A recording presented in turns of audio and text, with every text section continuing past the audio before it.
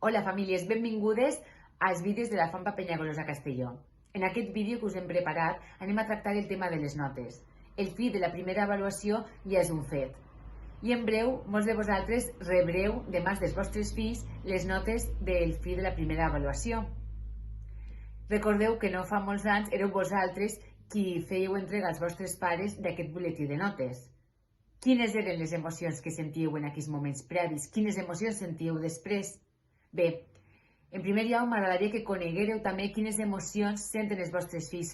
Validar aquestes emocions és molt important.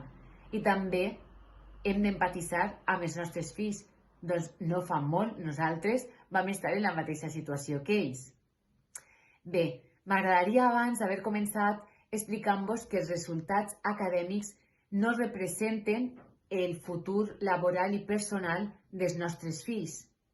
Les empreses en l'actualitat busquen a persones que siguin altament resolutives, persones empàtiques, persones que sàpien manejar-se en els conflictes, persones que sàpien crear equips.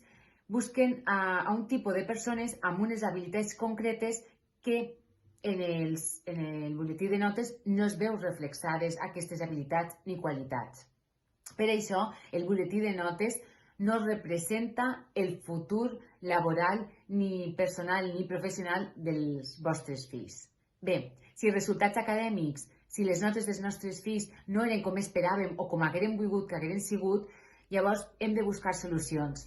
Hem de veure quines són les seues fortaleses, òbviament. Ens hem de fixar en tot el que es dona bé als nostres fills, però també hem de remediar i hem d'esforçar-nos més. La nostra atenció ha de ser focalitzada també en les parts que més es costen, les assignatures, en les matèries, que suposa un esforç. Hem de buscar solució, si la solució està en buscar classes de reforç, si la solució està en buscar ajuda de professionals en les tècniques d'estudi i també parlar amb els mestres i professors. Ells ens orientaran a buscar què és el que li falta als nostres fills, què és el que necessiten per a millorar els nostres fills. I hem de tindre en compte que aquest butlletí de notes no pretén desmotivar als nostres fills ni a nosaltres mateixes com a pares. El que sí que hem de fer és alentar-los més, no desmotivar-los. Bé, els resultats no han sigut el que nosaltres esperàvem, d'acord, però què anem a aconseguir si els traiem, si els castiguem als nostres fills amb la font de motivació que ells tenen? Imagina que al teu fill li agrada realitzar un esport, que 2 dies a la setmana va a entrenar. Llavors ha tret males notes i nosaltres hi castiguem al nostre fill a no realitzar aquest esport. Estem llevant-li, estem traient-li una font de motivació necessària per al nostre fill. I a més, també estem danyant la seva autoestima, ja que ell, realitzant aquell esport, es sent realitzat.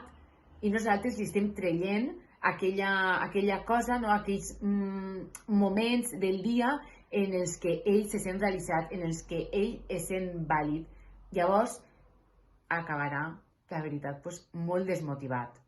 Hem de buscar fonts diverses de motivació i hem d'ajudar al nostre fill a buscar solucions si els resultats acadèmics no han sigut el que esperàvem, però no intentar treure'ls, que molts cops ho fem sense donar-nos compte, però els traiem aquelles coses que a ells es motiva.